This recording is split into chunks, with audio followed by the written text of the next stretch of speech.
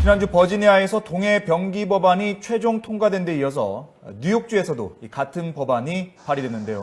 미국 버지니아주에서 시작된 교과서 동해병기 운동이 어느덧 미 전역으로 확산될 조짐을 보이고 있어 여간 반가운 일이 아닐 수 없습니다. 뉴욕과 뉴저지 등 추가로 4-5개 주에서도 이 대열에 합류할 뜻을 내비친 것입니다. 그런데 이역만리 떨어진 미국 내 한인들이 조국을 위해 힘든 노력을 경주하고 있는 와중에 찬물을 끼얹을 만큼 뜨악한 국내 소식 하나가 전해져 왔습니다. 확인된 대부분의 주한 외국 대사관 홈페이지 지도 서비스에 일본해와 독도 관련하여 일본 측에 유리한 지도를 사용하고 있는 것으로 드러난 것입니다.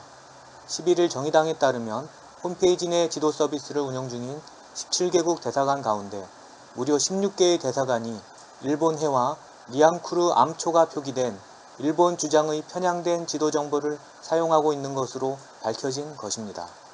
최근 미국 내 한인 사회에선 위안부 기린비 설립 운동 등 일본의 극우망동과 역사 왜곡에 맞서 의로운 싸움을 전개해 오고 있습니다.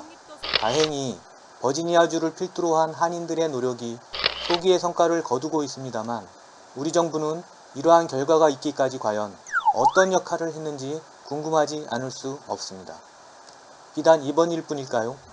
지난해엔 일본의 독도 영유권 주장 도발에 맞서기 위해 제작된 독도 홍보 동영상에 일본이 제작한 영상의 일부를 사용한 것이 확인돼 국제적인 망신을 초래한 바 있습니다.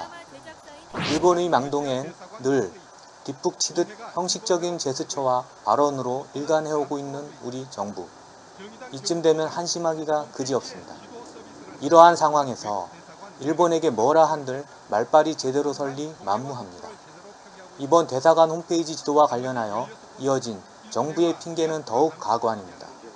확인해보니 상당수 나라가 구글 지도를 사용하여 나타난 현상이었노라 둘러댄 것입니다. 이는 마치 일베가 장난으로 만들어 놓은 모 대학교 엠블럼을 방송국이 구글 검색을 통해 다운받아 사용하여 사회적 물의를 일으켰던 대목과 묘하게 일치하고 있습니다.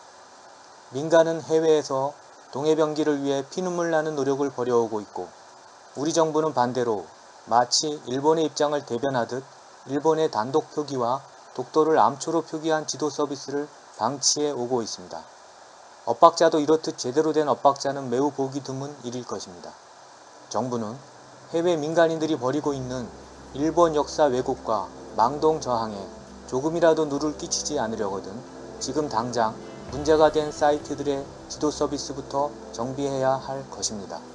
아울러 비슷한 사례가 또 없는지 면밀한 실태 조사와 즉각적인 사후 조치 또한 반드시 필요하겠습니다. 고발 리포트 새날이었습니다.